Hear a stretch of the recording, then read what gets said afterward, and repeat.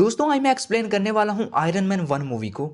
Movie की शुरुआत होती है अफगानिस्तान का बॉर्डर दिखाते हुए जहाँ पर यूएस आर्मी भी मौजूद है। वहाँ पर एक ऐसा बंदा आया हुआ है जो कि वेपन्स की डीलिंग करता है। इस बंदे का नाम है टोनी स्टार्क। टोनी स्टार्क वहाँ की आर्मी को वेपन दिखाता है और वो एक ऐसा वेपन होता है जो कि कुछ ही मिनटों में पूरे के पूरे कंट्री को डिस्ट्रॉय कर सकता है। इसके बाद आर्मी वेपन टेस्ट करती है और फिर टोनी वहाँ से चला जाता है। लेकिन उसी टाइम टोनी की कार पे कोई फायरिंग करने लग जाता है। वहाँ की आर्मी उसे बचाने की पूरी कोशिश करती है, लेकिन आर्मी की गाड़ी के बाहर जाने की वजह से वो सब लोग मारे जाते हैं। टोनी अपनी जान बचा के दूसरी तरफ भागता तो है, लेकिन जहाँ पर जाके वो बैठता है वहाँ पर उसकी ही कंपनी का एक बॉम्ब पड़ा होता है जो कि फट जाता है, जिसकी वजह से टोनी काफी जख्मी हो जाता है। इसके बाद दिखाया जाता है एक दिन पहले का टाइम, जब टोनी को बेस्ट वेपन मेकर का अवार्ड मिलने वाला था, लेकिन वो वहाँ पर था ही नहीं। दरअसल टोनी की कंपनी यानी कि स्टार्क इंडस्ट्रीज की शुरुआत उसके फादर ने रखी थी और अब टोनी उसको चला रहा था। टोनी उस अवार्ड शो में नहीं था, इसलिए उसका अवार्ड कोई और ले जाता है। अब अगर टोनी उस जगह पे नहीं था तो टोनी कहाँ था? टोनी था एक कैसीनो में। वहां पर वही आदमी आता है जो कि टोनी का अवार्ड ले चुका था। वो टोनी को उसका अवार्ड आके देता है तो टोनी उसको कहता है कि यार मैं इसको कहाँ रखूंगा, मेरे घर में तो इसकी जगह ही नहीं है। इसलिए वो अवार्ड वहां पर लोगों को दे के वहां से चला जाता है। इसी टाइम वहां पर एक न्यूज रिपोर्टर आती है जो कि कहती है कि क्या आप सेटिस्फाइड हैं कि आप इतने अच्छे अच्छे वेपन्स बना रहे हैं और ऐसे हथियार बना रहे हैं जो कि पूरी कंट्रीज को डिस्ट्रॉय कर सकते हैं। तो टोनी कहता है कि हाँ मैं सेटिस्फाइड हूँ, अगर हम हथियार ना बनाए तो लोग हमें ही मार देंगे। इसके बाद वो दोनों कुछ टाइम स्पेंड करते हैं और उसके बाद टोनी को बताया जाता है कि तुम्हारी अफगानिस्तान के लिए फ्लाइट है, और फिर वो अपना प्राइवेट प्लेन लेकर अफगानिस्तान आ जाता है। इसके बाद टाइम आ जाता है प्रेजेंट डे का, जहां पर टोनी बेहोश है और वो एक बैटरी से कनेक्ट है। टोनी अपने पास खड़े आदमी से पूछता है कि मैं बैटरी से क्यों कनेक्टेड हूँ, तो वो बंदा कहता है कि तुम्हारे पास हुए बम ब्लास्ट की वजह से उसके कुछ छोटे छोटे पार्ट्स तुम्हारी बॉडी में चले गए। वो इतने छोटे थे कि हम उसे बाहर नहीं निकाल पा रहे थे, लेकिन हम एक काम कर सकते थे कि उन पार्ट्स को तुम्हारे दिल तक जाने से रोक सकते थे, इसलिए हमने इलेक्ट्रोमैग्नेटिक वेव्स का इस्तेमाल किया। तुम घबराओ मत, ये तुम्हारे लिए सेफ है। अब यहाँ पर हमें पता चलता है कि टोनी और उस आदमी को टेररिस्ट ने किडनैप किया था और वहीं पर टेररिस्ट लीडर आता है। लीडर टोनी से कहता है कि क्या तुम्हें पता है मैंने तुम्हें यहाँ पे क्यों बुलाया है? लीडर कहता है मुझे तुम्हारा बनाया हुआ मिसाइल बहुत पसंद आया, अब मैं चाहता हूँ कि तुम एक ऐसा ही मिसाइल मेरे लिए बनाओ ताकि मैं यूएस आर्मी को खत्म करके तुम्हें छोड़ दूं।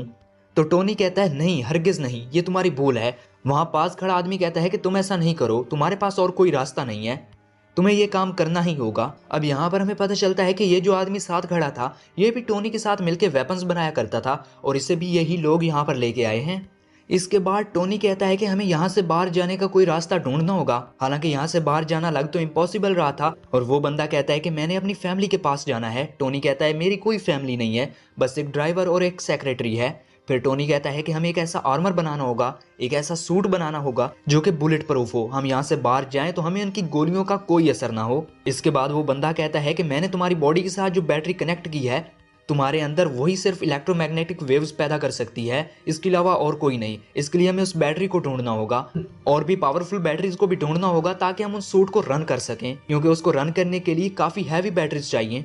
और दूसरी तरफ टेररिस्ट लीडर वो भी उनको मटेरियल देता रहता है, क्योंकि वो ये सोच रहा था कि ये दोनों मिलकर मेरे लिए मिसाइल बना रहे हैं, क्योंकि उसको बिल्कुल नहीं पता था कि मिसाइल के लिए क्या क्या मटेरियल यूज होते हैं। इसलिए टोनी जो भी मटेरियल मांग रहा था वो दे रहा था। आखिरकार टोनी सूट तैयार कर लेता है और उस लीडर को भी इस बात का पता चल जाता है, इसलिए वो वहां पर आता है और जो बंदा टोनी की हेल्प कर रहा था वो उसको काफी इंजर्ड करता है।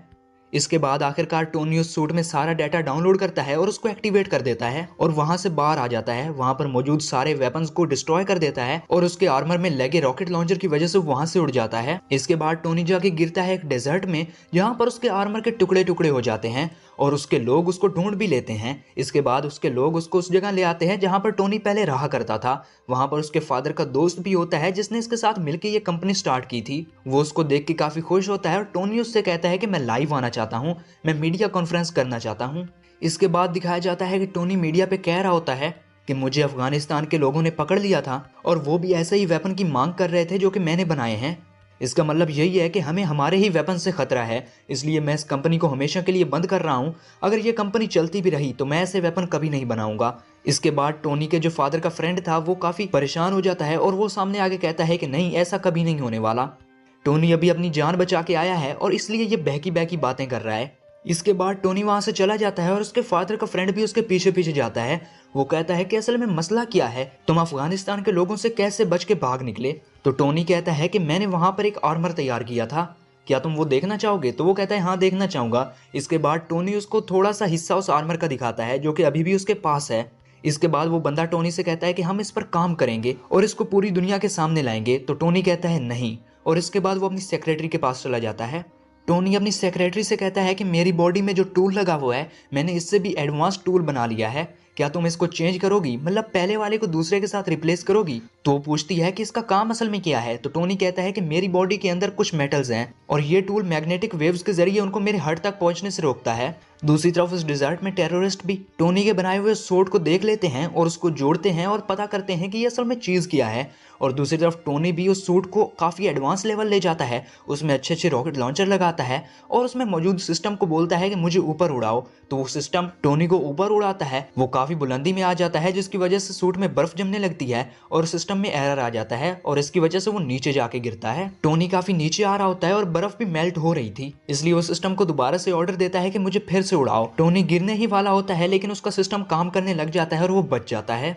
इसके बाद टोनी वापस आके उसमें थोड़ी और चेंजेस करता है और उसको और एडवांस्ड लेवल ले जाता है। दूसरी तरफ देखते हैं कि टोनी स्टार्क की सेक्रेटरी, उसने एक बॉक्स में कुछ लिखा होता है और पुराना टूल भी उस बॉक्स में छोड़ा होता है जिसको देखकर टोनी काफी खुश होता है। इसके बाद वो एक पार्टी में आते हैं और वहाँ पे काफी टाइम एंजॉय करते हैं। इसके बाद वही पुरानी रिपोर्टर आती है जो कि उससे कहती है कि अफगानिस्तान अब पहले से भी बड़े बड़े मिसाइल बना रहा है, मुझे नहीं पता कि क्या तुमने उसको ये परमिशन दी है या वो खुद से बना रहा है। ये देख के टोनी काफी परेशान होता है, टोनी काफी गुस्से में होता है और वो समझ जाता है कि ये उसी बंदे ने किया है जो कि उसके फादर का फ्रेंड है, मतलब कि उसकी कंपनी का शेयर पार्टनर।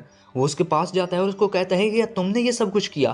तो वो कहता है कि मुझे करना पड़ा। ये सुनकर टोनी कहता है टेररिस्ट वहां के मासूम लोगों को मार रहे हैं और तुमने उनकी मदद की, हमारी कंपनी ऐसा काम कभी नहीं करेगी। लेकिन वो बंदा टोनी की एक नहीं सुनता। इसके बाद टोनी घर आ जाता है और खुद से ही कुछ करने की सोच रहा होता है। इसके बाद टोनी अपने सूट को काफी एडवांस लेवल ले जाता है, वो हर तरह की टेक्नोलॉजी यूज कर देता है, उस सूट में हर तरह के वेपन्स लगाता है, छोटे छोटे रॉकेट लॉन्चर भी लगाता है।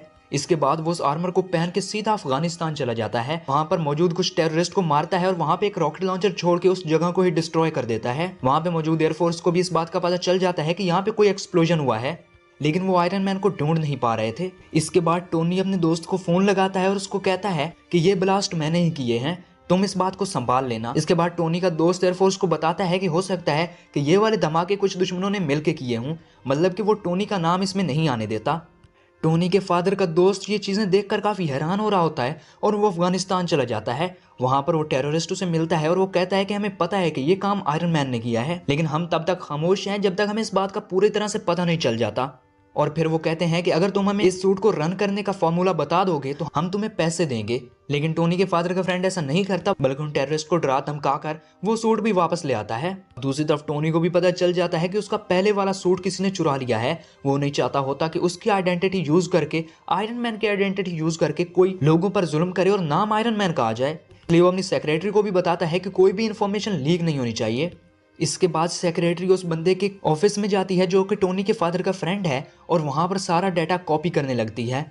वहां पर उसको पता चलता है कि इसी बंदे ने ही टोनी को पकड़वाया था, क्योंकि ये चाहता था कि इस कंपनी में टोनी का बिल्कुल भी शेयर ना रहे, बल्कि ये कंपनी हमेशा के लिए मेरी हो जाए। वो डेटा कॉपी हो जाता है और इसी टाइम वहां पे वो आदमी भी पहुंच आता है, लेकिन सेक्रेटरी उसको बातों में उलझाती है और फिर वहां से चली जाती है। अब वो बंदा भी इतना इनोसेंट तो था नहीं, उसको भी पता चल जाता है कि डेटा कॉपी हो चुका है। वो काफी गुस्सा होता है और वो भी वहां से चला जाता है। सेक्रेटरी बाहर आ रही होती है और उसे एक आदमी मिलता है जो कि उससे कहता है कि आप टोनी की सेक्रेटरी है ना, क्या आप मेरी उससे बात करवा देंगी, क्या आप मेरा इंटरव्यू करवा सकती हैं। लेकिन वो चुपचाप वहां से चलती रहती है और ऊपर वो खड़ा आदमी, उसे भी शक हो गया था कि कुछ ना कुछ तो अजीब है। इसके बाद वो आदमी भी एक वैसा ही टूल बनवाने की कोशिश कर रहा था, लेकिन जो वो टूल बनवा रहा था वो काफी बड़ा था, लेकिन उसको बनने में काफी टाइम भी लग रहा था। लेकिन फिर वो गुस्से में टोनी के घर जाता है और उसकी बॉडी को डीएक्टिवेट कर देता है और उसकी बॉडी में लगा वो टूल निकाल लेता है और वहां से चला जाता है, जिसकी वजह से टोनी काफी डाउन डाउन फील कर रहा था। लेकिन उसको याद था कि उसकी सेक्रेटरी ने उसको एक पुराना टूल भी दिया था, इसलिए वो उस टूल को अपनी बॉडी में फिक्स करता है और फिर वो सूट पहन लेता है। दूसरी तरफ वो बंदा उस टूल को चुरा के लेके आ चुका था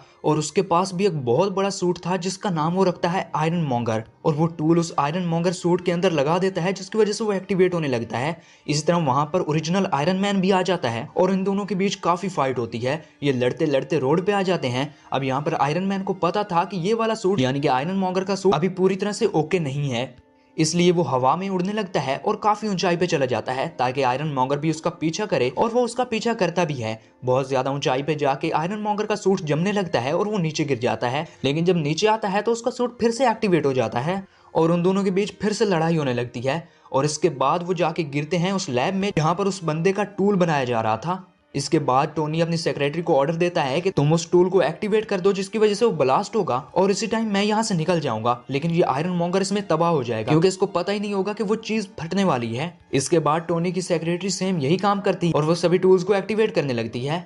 उस टूल से काफी सारी रेज निकल रही होती हैं जो कि उस आयरन मॉन्गर के इर्द गिर्द आ जाती हैं, जिसकी वजह से आयरन मॉन्गर मारा जाता है। इसके बाद हम अगले दिन देखते हैं टोनी का इंटरव्यू होने वाला था और उसके पास एक बंदा आता है और उसे स्क्रिप्ट देता है कि आपने नहीं बताना कि आप आयरन मैन हैं। सभी लोग टोनी से सवाल पूछ रहे थे कि क्या आप ही हैं आयरन मैन। इस टाइम वहां पर टोनी का दोस्त आता है जो कि उसको कहता है कि जो सच है तुम वही बताना।